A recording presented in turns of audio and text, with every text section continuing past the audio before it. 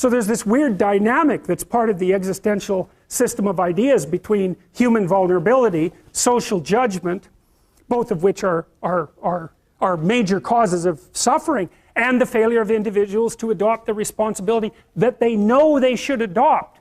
And that's the thing that's interesting too, is that, and like another thing I've often asked my undergraduate classes is, you know, there's this idea that people have a conscience.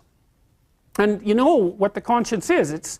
It's this feeling or voice you have in your head just before you do something that you know is stupid, telling you that probably you shouldn't do that stupid thing. You don't have to listen to it, strangely enough.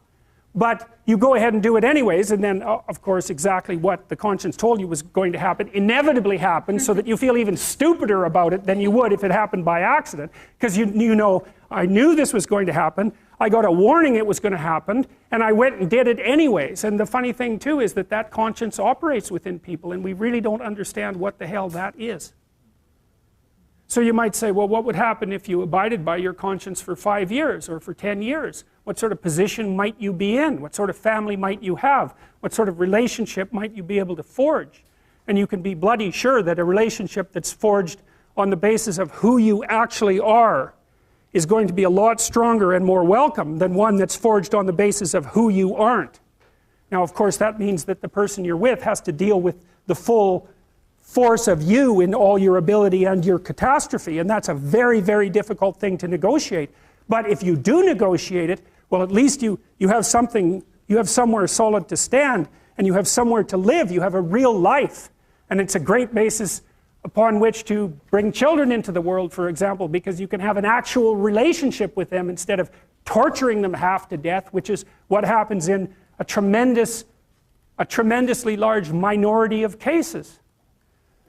Well, it's more than that too, because, and this is what I'll close with, and this is why I wanted to introduce Solzhenitsyn's writings to you. You see, because it isn't merely that your fate depends on whether or not you get your act together and to what degree you decide that you're going to live out your own genuine being. It isn't only your fate, it's the fate of everyone that you're networked with.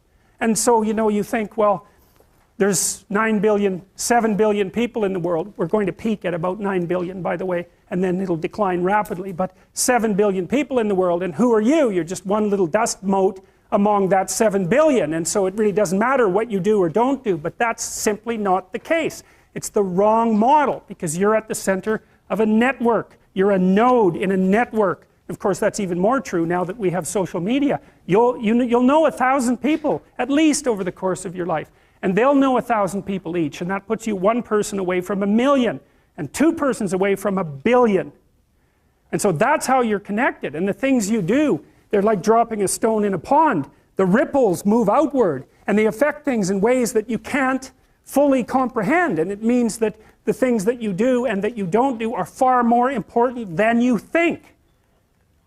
And so if you act that way, of course, the terror of realizing that is that it actually starts to matter what you do. And you might say, well, that's better than living a meaningless existence. It's better for it to matter. But I mean, if you really asked yourself, would you be so sure if you had the choice? I can live with no responsibility whatsoever. The price I pay is that nothing matters. Or I can reverse it and everything matters. But I have to take the responsibility that's associated with that. It's not so obvious to me that people would take the meaningful path. You know, when you say, well, nihilists suffer dreadfully because there's no meaning in their life and they still suffer. Yeah, but the advantage is they have no responsibility. So that's the payoff, and I actually think that's the motivation. Say, well, I can't help being nihilistic. All my belief systems have collapsed. It's like, yeah, maybe. Maybe you've just allowed them to collapse because it's a hell of a lot easier than acting them out.